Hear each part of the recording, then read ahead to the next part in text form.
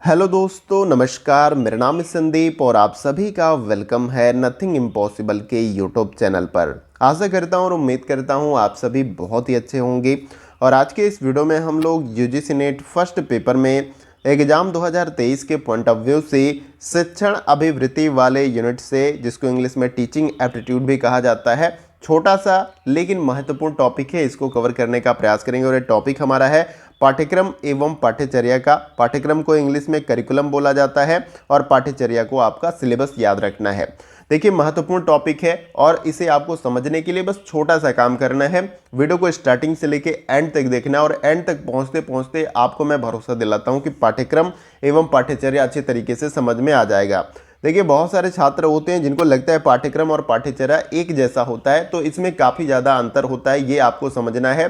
पहले मैं भी जब छोटा था छात्र जीवन में, जब इसके बारे में इस टॉपिक को मैं पढ़ता था, तो मुझे भी लगता था कि नहीं, पाठ्यक्रम या जो पाठ्यचर्या है वो एक जैसा इसी तरह लगता है। लेकिन जैसे टीचर ने बताया, इसके बारे में पढ़ा, उसके बाद से मुझे भी इनमें डिफरेंस जो है, अंतर समझ में आने लगा। तो सबसे पहले हम पाठ्यक्रम को जान लेंगे, फिर उसके बाद से पाठ्यचर्या क्या है, फिर इन दोनों में अंतर क्या होता है, ये भी आपको मैं बहुत ही अच्छे तरीके से क्लियर कर दूंगा।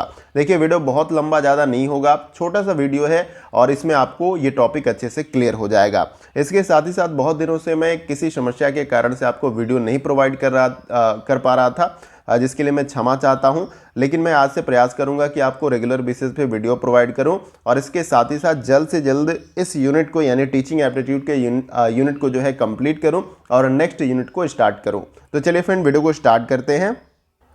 तो देखिए फ्रेंड्स, इस जो स्लाइड में है, हम पाठ्यचर्या क्या होता है उसके बारे में जानने का प्रयास करेंगे।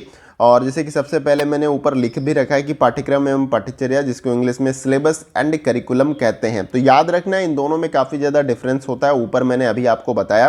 तो सबसे पहले पाठ्यचर्या क्या होता है इसको हम समझ लेते हैं, और पाठ्यचर्या यानी कि करिकुलम में क्या क्या चीज़ें शामिल होती है, इस इमेज के माध्यम से भी मैं आपको क्लियर करने का यहाँ पर प्रयास करूँगा।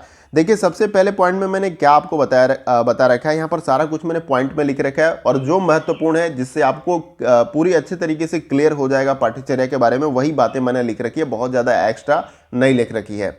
अब देखिए, पहले पॉइंट में क्या मैंने बताया कि पाठ्यचर्या का संबंध सीखने वाले से होता है। तो याद रखना है कि पाठ्य जो चर्या होता है आपका, उसका संबंध सीखने वाले से होता है। सीखने वाले में आपका कौन है? छात्र है, शिक्षार्थी है, विद्यार्थी है, अध्येता है, यही सीखता है। और इसका संबंध किसके साथ होता है? पाठ्यचर्या के साथ।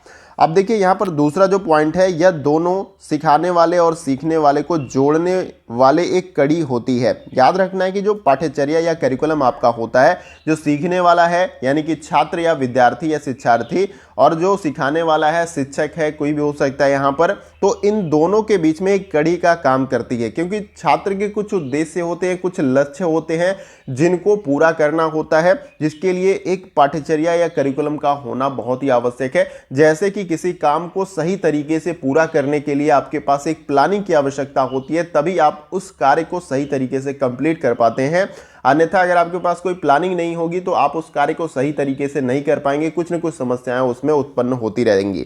तो उसी प्रकार से अगर छात्र के लक्ष्य को, छात्र के उद्देश्य को, या छात्र का जो है सर्वांगीण आपको विकास करना है, तो उसके लिए पाठ्यचर्या या करिकुलम का होना बहुत ही आवश्यक है। उम्मीद कर रहा हूं कि आपको समझ में आ रहा होगा और भी क्लियरिटी यहां पर आगे आपको आती चली जाएगी।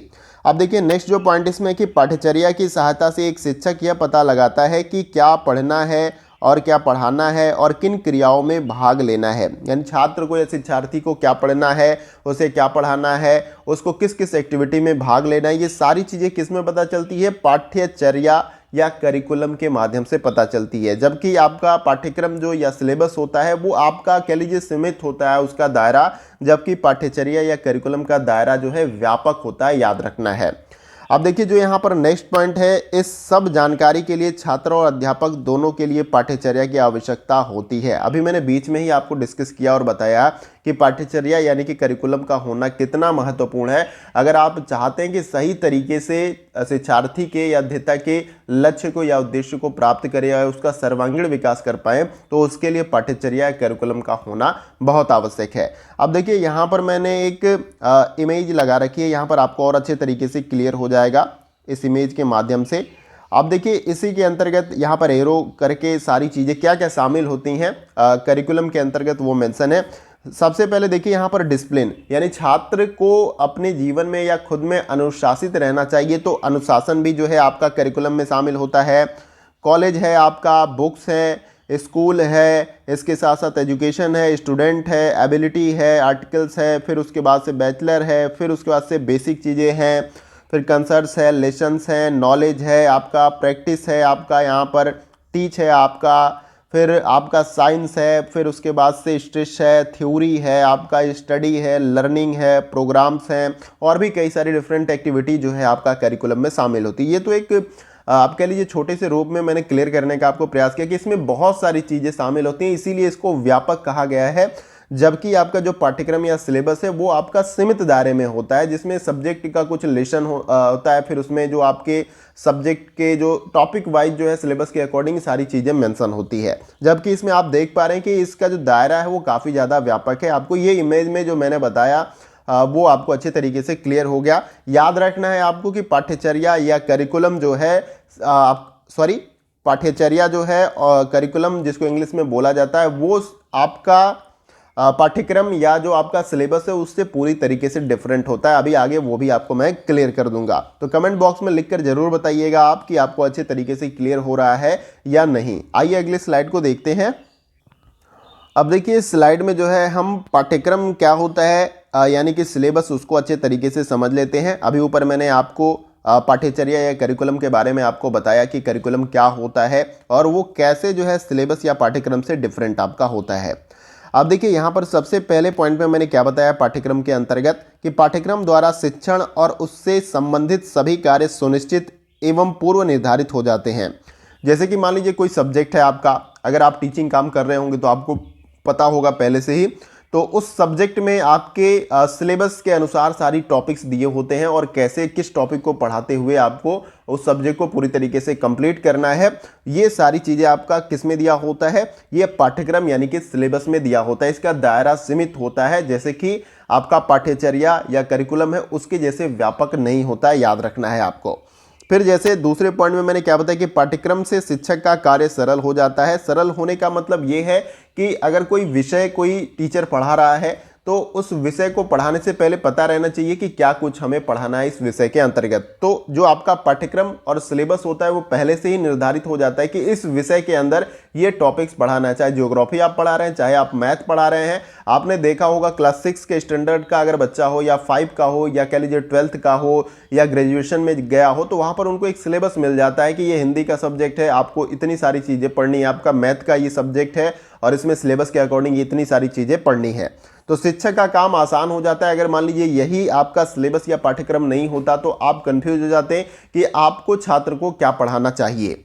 तो आई होप कि आपको समझ में आ रहा होगा। फिर नेक्स्ट जो पॉइंट है कि उन्हें ज्ञात हो जाता है कि छात्रों को क्या पढ़ना है तथा कितने समय में पढ़ाना है और किन किन उद्देश्यों को पूर्ति हेतु प्रयत्न करना है।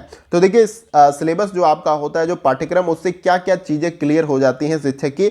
अब देखिए इसमें क्या पढ़ाना है जो कि मैंने अभी ऊपर आपको बताया कि क्या पढ़ाना है ये पता चल जाता है सिलेबस से, कितने समय में उसको कंप्लीट करना है ये भी आपको पता चल जाता है और उस सब्जेक्ट से या उस सिलेबस के अकॉर्डिंग किन उद्देश्यों की जो पूर्ति है उसे करनी है ये भी हमें पता चल जाता है। तो इसका दायरा आप देख पा रहे होंगे ये बताने से कि ये सीमित दायरे में काम करता है। जबकि आपका करिकुलम जो आपका था पाठ्यचर्या उसमें छात्र के सर्वांगीण विकास के बारे में बात हो रहा था, जिसमें उसमें एक्स्ट्रा एक्टिविटी, अलग अलग सब्जेक्ट, प्रोग्राम्स, आर्टिकल, ये सारी चीज़ें जो है उसमें शामिल होती थी। डिसिप्लिन, मैनर, यूँ कह लीजिए कि किसी स्कूल या कॉलेज के अंदर पूरा जो सिस्टम आपका चलता है वो पाठ्यक्रम की तरह ही काम आपका करता है। पाठ्यक्रम में जैसे कि डिसिप्लिन में छात्रों का रहना, जितने भी उसमें चीज़ें कराई जाती हैं उनमें पार्टिसिपेशन करना, अलग अलग सब्जेक्ट की क्लास को अटेंड करना, तो उसका दायरा व्यापक होता है, ये आपको याद रखना है। तो उम्मीद करता हूँ पाठ्यक्रम यानी कि सिलेबस भी आपको अच्छे तरीके से समझ में आ गया होगा कि इसका जो है दायरा सीमित होता है। इसमें जो है यानी सिलेबस के या पाठ्यक्रम के माध्यम से शिक्षक का कार्य जो है सरल हो जाता है। इसमें ये आपको शिक्षक को पता चल जाता है कि छात्र को क्या पढ़ाना है, कितने समय में उसे पढ़ाना है, इसके साथ ही साथ किन किन उद्देश्यों की पूर्ति करना, ये सारी चीज़ें सिलेबस के अनुसार उससे पता चल जाता है। तो उम्मीद करता हूँ पाठ्यक्रम यानी कि सिलेबस भी आपको अच्छे तरीके से क्लियर हो गया। अब आइए अगली स्लाइड में इन दोनों के बीच में क्या डिफरेंस है उसको भी थोड़ा सा समझ लेते हैं। अब देखिए यहाँ पर इस स्लाइड में पाठ्यचर्या एवं पाठ्यक्रम में क्या डिफरेंस है, अंतर क्या है, उसे हम जो है जानने का प्रयास करेंगे। एक कॉलम में आप देख पा रहे होंगे कि पाठ्यचर्या यानी कि करिकुलम को मैंने लिख रखा है और एक कॉलम में पाठ्यक्रम यानी कि सिलेबस को लिख रखा है। देखिए कभी कभी सच बात तो मैं ये भी बताऊं कि मैं भी कभी कभी कंफ्यूज हो जाता हूं यहाँ पर पाठ्यचर्या और पाठ्यक्रम में। बाकी इंग्लिश वाले वर्ड में नहीं, क्योंकि हिंदी वाले में सिमिलर टाइप में लगते हैं, इसलिए आप कंफ्यूज हैं, लेकिन दोनों डिफरेंट है, ये मैंने आपको ऊपर ही क्लियर करने का प्रयास किया। अब देखिए पाठ्यचर्या में सबसे पहले पॉइंट में क्या लिख रखा है कि यह छात्र के सामाजिक जीवन से संबंधित होता है। जो करिकुलम होता है, जैसे कि मैंने स्टार्टिंग में ही आपको बताया जब पाठ्यचर्या को बता रहा था कि इसमें छात्र के सर्वांगीण विकास के बारे में सोचा जाता है, यानी हर पहलू कि वो जो उसकी फिजिकल एक्टिविटी है वो भी अच्छी हो, पढ़ने में अच्छा हो, उसका सामाजिक जो लोगों के साथ घुलना मिलना है, अच्छा व्यवहार हो, अनुशासित हो, ठीक है, वो पढ़ने में अच्छा छात्र हो, हर विषय का उसको अच्छे तरीके से ज्ञान हो। तो यहाँ पर यह छात्र के सामाजिक जीवन से संबंधित आपका होता है। जबकि पाठ्यक्रम आपका क्या होता है, यह केवल पढ़ने का ही एक आधार होता है, यानी कि आपको किसी विषय को किस तरीके से पढ़ना है, क्या क्या टॉपिक से स्टार्ट करना है और एंड तक क्या जाना है, आपके स्टैंडर्ड्स के हिसाब से वो सिलेबस आपका डिसाइड हो जाता है। तो ये केवल पढ़ने का ही एक आधार होता है, इसलिए ये आपका सीमित दायरे में काम करता है, जैसे कि मैंने आपको बताया था।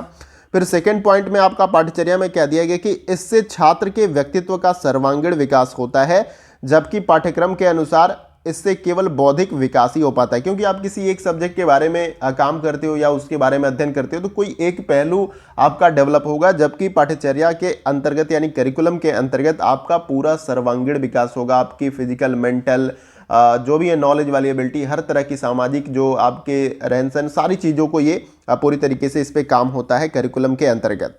अब देखिए यहाँ पर जो तीसरा पॉइंट है करिकुलम में, इसमें विविध प्रकार की क्रियाओं को स्थान दिया जाता है, जबकि पाठ्यक्रम में इतने केवल मानसिक, सॉरी ये आपका इसमें होगा, टाइप में मिस्टेक है, इसमें केवल मानसिक क्रियाओं को ही स्थान दिया जाता है। मानसिक क्रियाओं का मतलब अगर मैथ सब्जेक्ट पढ़ रहे हैं तो उसमें आपको बस जो मानसिक क्रिया आप कर सकते हैं, जोड़ घटाना, गुणा भाग आदि जो उसमें तार्किक क्रियाएं होती हैं वो आप कर सकते हैं। जबकि पाठ्यचर्या करिकुलम में आप देखते हैं कि इसमें स्पोर्ट्स शामिल है तुम्हारा, इसमें जो है सिंगिंग का जो क्लास अलग है, इस तरीके से बहुत सारी एक्टिविटी की क्लासेज, मैंने हर पहलू के बारे में ध्यान दिया जाता है पाठ्यचर्या करिकुलम के अनुसार। जबकि पाठ्यक्रम या सिलेबस के अनुसार किसी एक पहलू को यानी किसी एक विषय के बारे में जो है सोचा जाता है। तो एक तरीके से आप कह सकते हैं ये आपका सर्वांगीण विकास के लिए हर तरह की एक्टिविटी के छात्र के जीवन के बारे में जो है ध्यान दिया जाता है, जबकि पाठ्यक्रम के अनुसार किसी एक क्षेत्र के बारे में, यानी एक क्षेत्र कह लीजिए, यानी कि इस विषय के बारे में ही, कि उसी में यानी ज्ञानात्मक पहलू के या मानसिक क्रियाओं को ही स्थान दिया जाता है। आइए इसमें और भी जो है डिफरेंस है पाठ्यचर्या और पाठ्यक्रम में, उसको हम नेक्स्ट स्लाइड में देख लेते हैं। अब देखिए यहाँ पर जो करिकुलम में नेक्स्ट पॉइंट हमारा है, यह छात्रों की विभिन्न प्रवृत्तियों का विकास करने वाली होती है। देखिए एक ही बात को बार बार मैं रिपीट कर रहा हूँ, ऊपर भी मैंने आपको बताया कि जो आपका पाठ्यचर्या होता है या करिकुलम होता है वो छात्र के हर पहलू के बारे में सोचता है, हर पहलू के विकास के बारे में।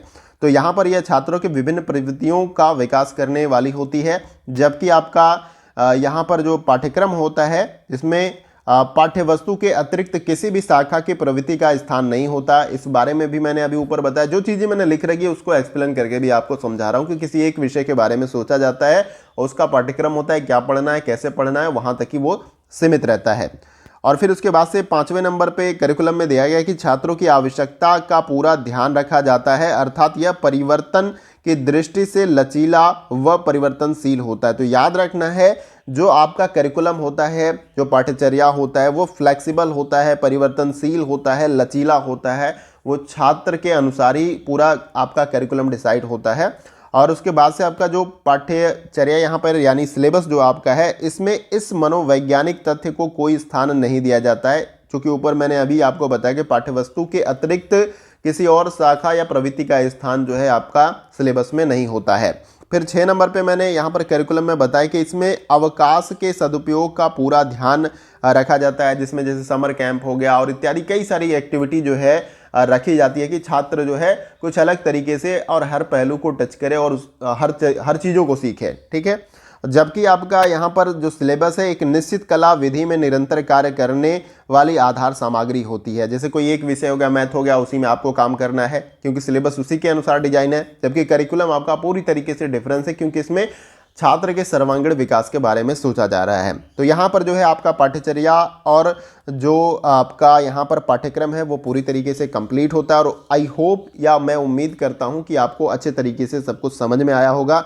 मैंने अपने तरफ से पूरा प्रयास किया आपको पाठ्यचर्या या और पाठ्यक्रम को समझाने का। और देखिए, इंग्लिश वाले वर्ड को आपको याद रखना है थोड़ा सा, क्योंकि हिंदी वाले वर्ड कन्फ्यूजिंग क्रिएट कर रहे हैं। तो जो आपके पाठ्यचर्या है जिसको करिकुलम बोला जाता है, और जो आपका पाठ्यक्रम है उसको सिलेबस बोला जाता है, इन दोनों में काफ़ी ज़्यादा डिफरेंस है। ये आपको पूरा वीडियो के लास्ट तक पहुंचते पहुंचते समझ में आ गया होगा। और कमेंट बॉक्स में लिखकर जरूर बताइएगा ये टॉपिक आपको अच्छे तरीके से समझ में आया कि नहीं आया।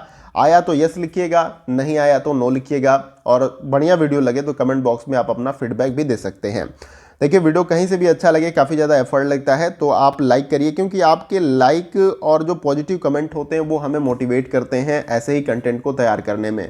और किसी भी व्यक्ति के लिए अभी प्रेरणा, मोटिवेशन बहुत ज़्यादा ज़रूरी होता है। अगर मान लीजिए कोई आप काम कर रहे हैं, थोड़ा बहुत आपने अच्छा किया, कुछ कमियां उसमें रह गई, और किसी व्यक्ति ने कह दिया कि नहीं ये काम तुम्हारा कोई भी मतलब ख़राब है, किसी तरीके से सही नहीं लगता, तो जो छात्र होता है छोटा सा, वो डिमोटिवेट हो जाता है और उस काम को करना ही छोड़ देता है। तो इसीलिए किसी भी व्यक्ति के लिए, चाहे टीचर हो, छात्र हो, या कोई भी व्यक्ति जीवन में हो, उससे मोटिवेशन की, प्रेरणा की काफ़ी ज़्यादा आवश्यकता होती है किसी भी कार्य को निरंतर करने के लिए। तो उम्मीद है कि आपको ये भी पॉइंट अच्छे से समझ में आ गया होगा। तो लाइक का कोई ज़्यादा मैटर नहीं है, बस ये फीडबैक के लिए लाइक करते हैं तो लगता है कि कंटेंट जो मैं आपको प्रोवाइड कर रहा हूँ वो आपको काफ़ी ज़्यादा अच्छा लग रहा है।